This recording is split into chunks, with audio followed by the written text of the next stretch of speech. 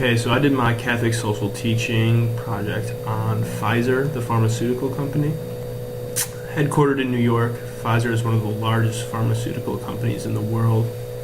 They were founded by cousins Charles Pfizer and Charles Earhart in 1849. Their pharmaceutical companies have remained dedicated to discovering and developing new and better ways to prevent and treat disease, improve health, and well-being for people around the world. They have partnership areas in biopharmaceuticals, worldwide research and development, core therapeutic areas, consumer health, and innovation. Their most notable products are Celebrex, EpiPen, Lipitor, Viagra, Xanax, Centrum, Advil, and Chapstick. In recent years, Pfizer has been involved in some actions that go against the Catholic social teaching principles. These include testing unknown medicines on innocent children, knowingly selling dysfunctional heart valves, and putting profits before their patients' health. On their company website, claims can be found of being the leader of products and medicines that support wellness and prevention. They also mention how they can improve others' lives by providing quality, safety, and value to their discoveries. They even mention that they strive for corporate responsibility. They are committed to upholding the highest ethical standards in everything from research and development to sales and marketing, maintaining a customer-centered approach and giving back to communities. All this sounds great, and the claims made about Pfizer would make one think that they're corporately responsible and that they do care about their customers and the well-being of others. Pfizer has not shown that they are a corporately responsible company because they've tested medicine on innocent children, knowingly sold broken heart valves, and they put their profits before their patients. Pfizer has been on the news for all the wrong reasons in the last 20 years.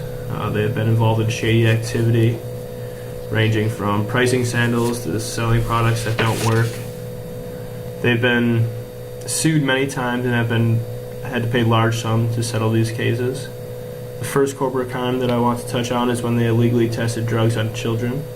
According to the Catholic social teaching, no person should ever be tested without their own consent.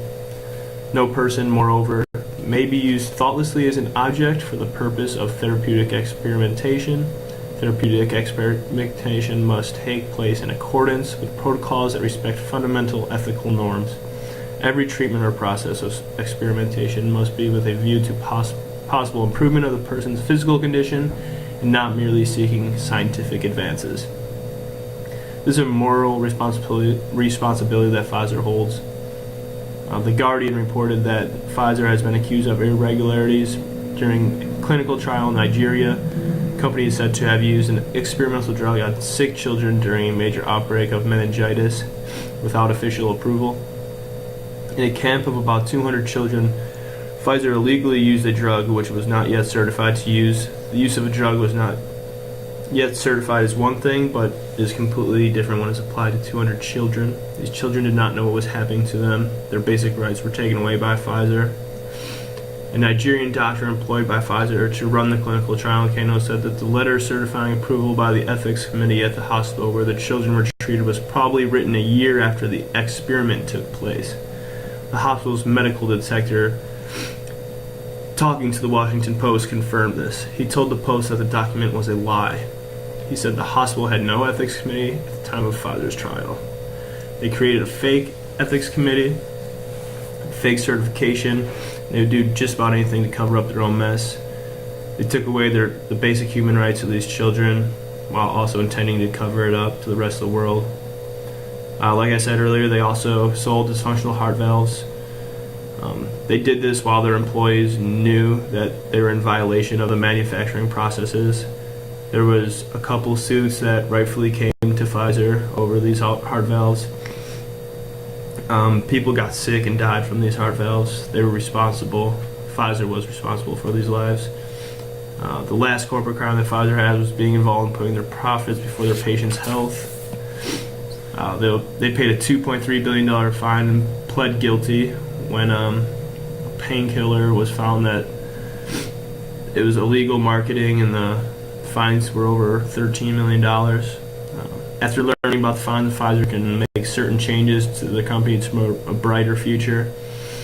They can do an array of things to make sure that they're socially responsible in the future and that they're putting their patients before their profits.